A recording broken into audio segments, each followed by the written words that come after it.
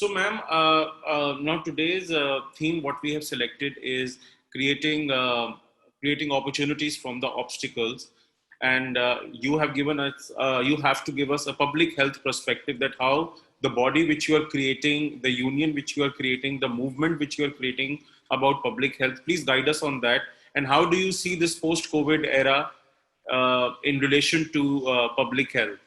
And how people can create opportunities from these kind of obstacles.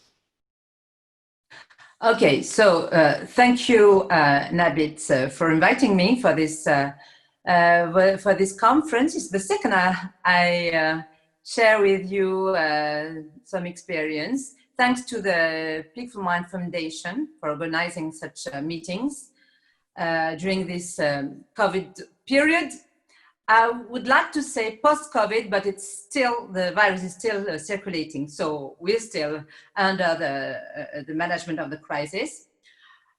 You said the obstacle. What are the obstacles?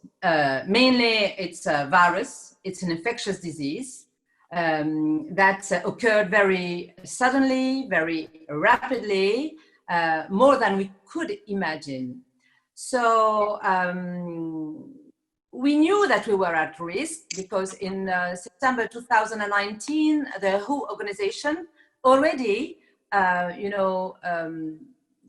declared that we were at risk of but it was not imminent.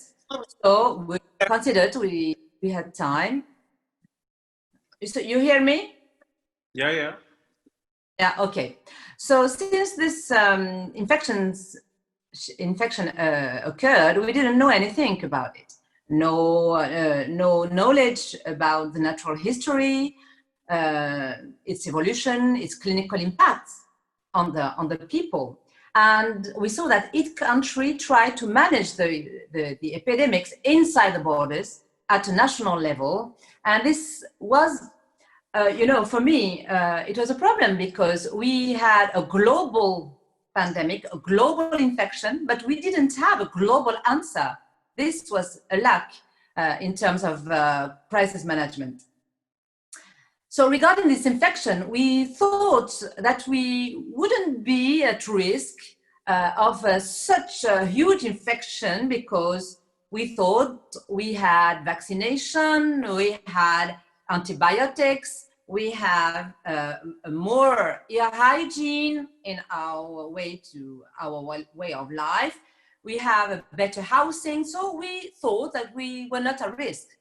And we didn't take into consideration the new challenges as urbanization, the mass travel, the livestock farming, intensive farming, and we were facing a pandemic that impacted half of the mankind.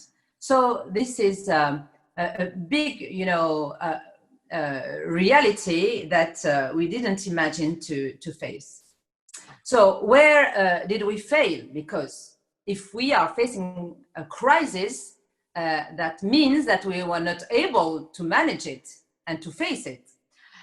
So this crisis unveiled a lack of consideration of the whistleblowers, and the WHO managed that, and the role of and the duty of the WHO organization is to coordinate, answers at a global level. But in this case, the WHO didn't react very rapidly and as fast as we could expect from it. So it was related to a lack of consideration of whistleblowers.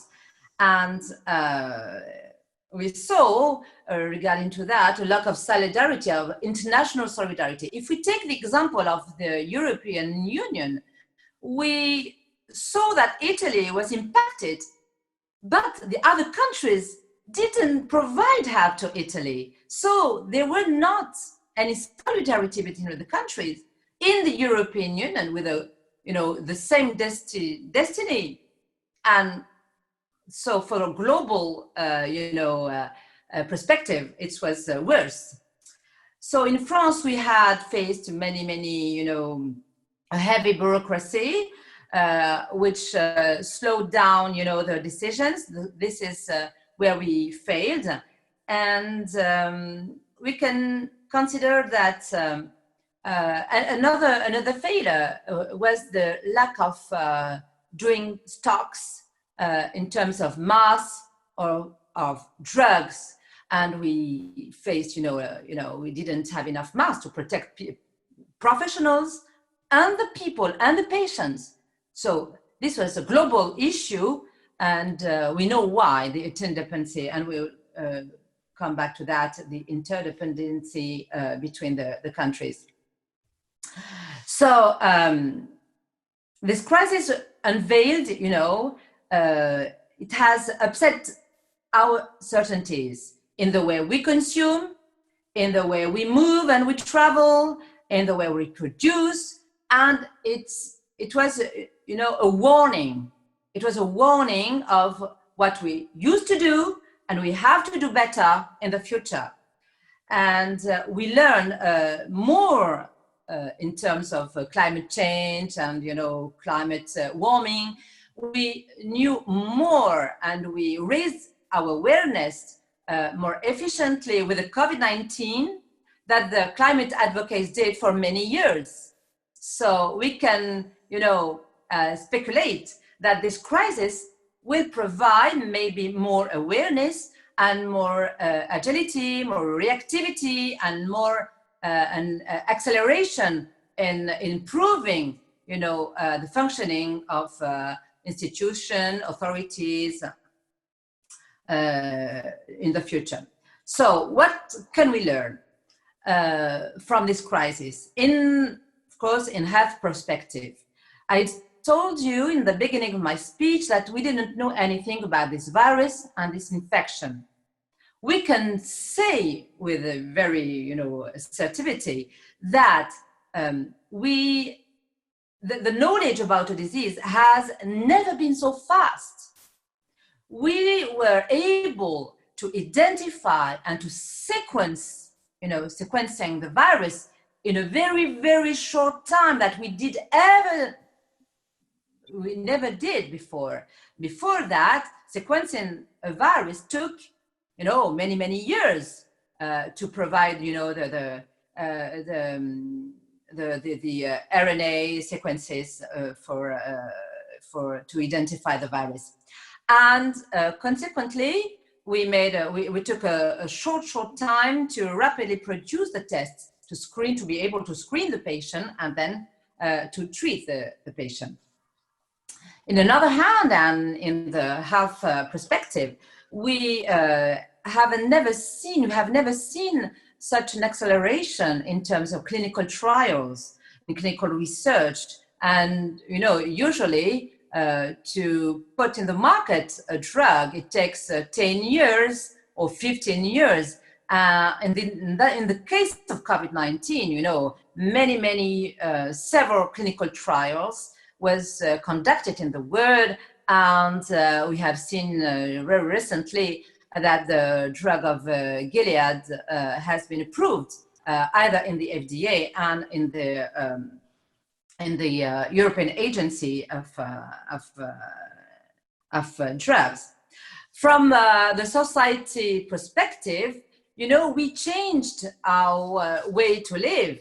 We learned how to consume more local products, how to work from home. In France, it was not in the in the habits to work from home. It's more seen in UK or in the USA, but in France it was not in the culture. And we learn how to work from home, and we learn also to be more united, either inside families or in the neighborhood, and we learn how to be more supportive. So these are very strong lessons that we learn from this crisis. So your question are the opportunities. The opportunities arise from the lesson we are able to learn. So as we did very fast to take some measures, exceptional measures which have been taken during this crisis, we have to capitalize on these exceptional measures, accelerate the public administration reforms, and I think especially for southern countries, because we have to have better governance to be more agile and to react faster in front of such crisis. We have to support more international scientific cooperation. As I said, we had a global pandemic, and we didn't have a global management in terms of how to treat, how to diagnose, how to treat patients. So we have to learn about that and to accelerate and to improve international scientific cooperation. This is a very important point. We have to improve, and I hope that we will learn lessons from that, to improve the functioning of the WHO. I told you that we didn't react very fast following, the whistleblowers. We have to guarantee, you have to protect the whistleblowers and to guarantee, in another hand, an independence in terms of budget, the whole budget, because this organization has to be purely independent, public funding and not private funding. This is a very important point that you have to raise.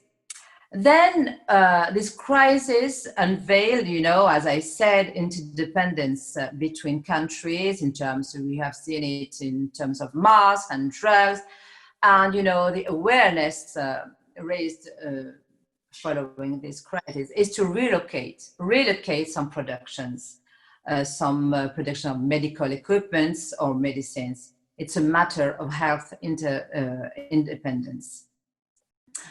Another point that is very interesting to raise, that we have seen during this crisis some, unexpected cooperations in terms of regional cooperation, more coordinated. I think about, for example, Africa. They did a lot to try to coordinate some response and to have some answer, efficient answer. I think Africa gave the rich countries good lessons in terms of rapid decisions, agility, innovation, and so on.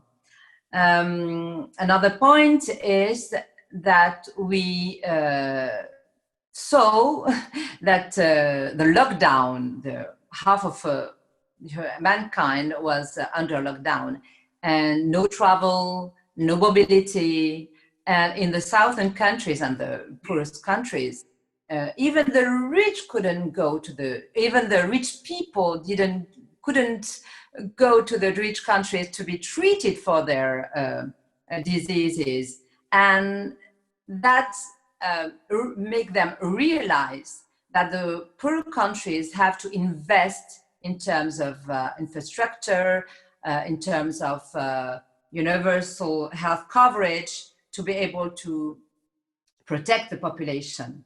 And this is, I think, if we can identify a point about this crisis, is maybe to increase, the awareness of national authorities to invest in some areas that are fundamental to protect the populations. So I would say that this is, a crisis with a moderate impact, because it creates less deaths that we could imagine at the beginning, not like, for example, HIV infection or Ebola or other infections. So it's a moderate impact, but as a global pandemic and the lockdown and the lack of activity, this crisis had a big impact in terms of the economy. And this is a very, very, I think, important point, because we have to take these lessons and to adapt, our reactivity and the management. So I would say that in the future, to be prepared, I would say that we have to increase the knowledge, not only in terms of virological knowledge, epidemiological knowledge, or genetics knowledge, but we need to increase the knowledge in a wider range. I mean, including social science, for example, to have an overall approach of a pandemic with all its impacts, not only in terms of health, but in economy and in the development of societies. I think, to conclude, that this crisis is a good opportunity to accelerate to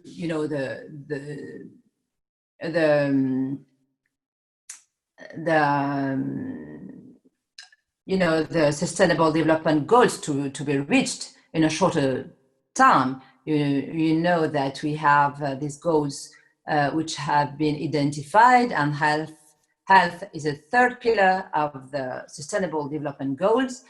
We have until 2030 to reach these goals. I hope that this crisis will accelerate this completion of these goals in a global perspective of the development of societies.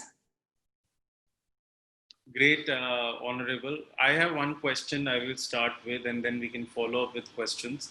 How do you see that during this tenure, the leaders who are leading the countries and the economies, how they should adapt, and what should change in their leadership so as to attain the 2030 sustainable goals? You speak about the economic sector. No, I'm just talking generally about leaders who are this government heads, basically. How should they change and adapt to a new leadership style? The leaders of tomorrow will be those who had raised their awareness of the crisis and changed the organizations for a public sector. That means the reforms, the necessary reforms to have a governance more flexible, leading to faster decisions. This is a point. For the private sector, we have seen that we can't produce some products if we don't have some ingredients from China or India. So excuse me a bit, but this is for drugs especially. Some ingredients are not available in Europe unless in France. So that raises the matter of independence, health independence, and we have to change that, relocate. For industry, for example, they have to change also the way they produce, not having just one, partnership, but have multiple partnership, not to stop the production in front of crisis. I think that we also have to take advantage of the work that have been done at home and to decrease the mobility. So the leaders of tomorrow are those who have this capacity of adapting the organizations, the diversity of their clients, the partnership, and maybe those who have this capacity of more collaboration, more cooperation. That's true for the private sector, but it's true also for the public sector. I told you about the lack of solidarity. I hope that we will be able to invent more solidarity, more coordination in response, and we will succeed if we are able to do that. That's true. Is there anybody who's willing to ask her a question? Then or otherwise I will ask because I have one more. Okay, Saina. Okay, ma'am, just tell me something that you said that you're creating a body of the Union of Public Health Workers. Last time when we spoke over the phone, can you just tell me a brief about it? That what's its main vision and why are you starting this movement, basically? Thank you for giving me the opportunity to speak about it. Yeah, because of this crisis and the lack of solidarity, the lack of cooperation, the lack of coordination between countries, and as we've seen, who was very criticized, the WHO has been criticized, and even the American president, Mr. Trump, has declared that he won't finance at all, the organization. We, as former ministers of health, decided to build an organization to facilitate the cooperations. So we are a group of former ministers, and we try to build relationship between authorities, international institutions, private organizations, academics, university, maybe communities, local communities, to have a vision of what should be, public and private cooperation to the benefit of the population. How improve the health sector, how improve, the health coverage insurance, how improve the equipments, how improve, and we think that all these actors are working, but they are working in their only role, They are not facing this vision together. They are not building the bridges together to the benefit of this vision and this purpose of health to the population. And we try to work in that sense, and hopefully we will build some partnership, very important partnership, to be, a bridge, a liaison between different actors. We exclude any actor, public, private, communities, academics. Since there is a good idea, we are here to promote it and to facilitate its implementation and convince authorities, to convince, the investors also, because we think that some ideas deserve to be applied and implemented in the field. So basically, these Union of Former Health Ministers are globally, or they are just at from one particular region? No, it's we aim to have an international and global, activity and position. We start with Africa, and because the Sustainable Development Goals impacts directly the southern countries. Africa is in need in that perspective. So we tried with Africa, but we accept, of course, contribution from any other region from the world, Asia or South America, of course. Since we can be of help, we are here to accelerate, to build bridges, and to deliver some solutions that are either acceptable for authorities and beneficial for the populations. Great. And where would be the main office, the head office of your organization? The head office is in Lyon. In France, right? Yeah. Okay. No, definitely. But my colleagues from Africa, they're all dedicated on this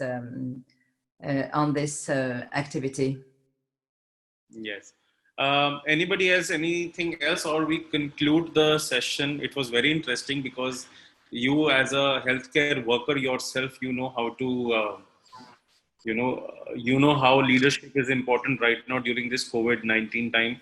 And there is a rumor which is going around that the second wave is also going to come very soon, and it is going to take away most of the things. Ma'am, what do you think? The last thing again, it came to my mind. What do you think about the vaccine? Is it going to come very soon, or it will take some time? I said previously that we have never seen,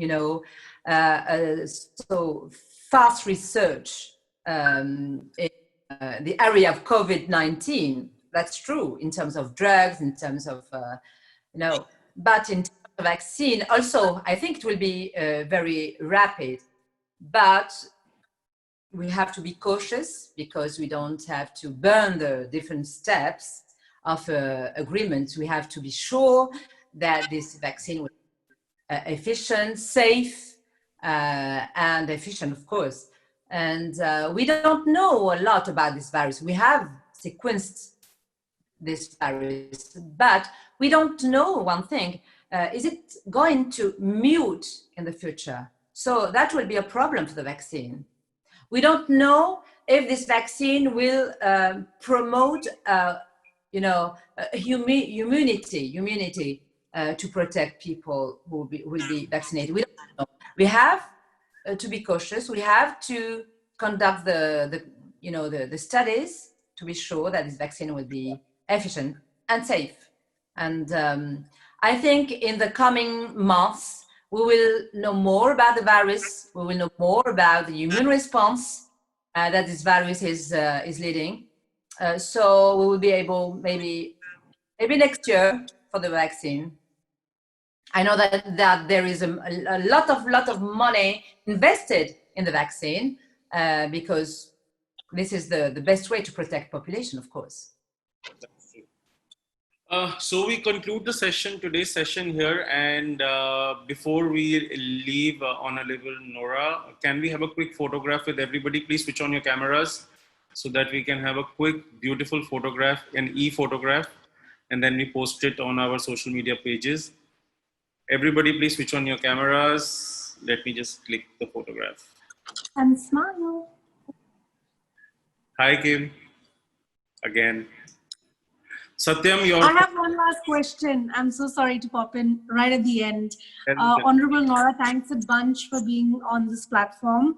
I want to quickly ask you, and I think you've been very brave and courageous to come up front and say that solidarity was missing. Now, while the platform that you're creating is going to look at the health heads coming together,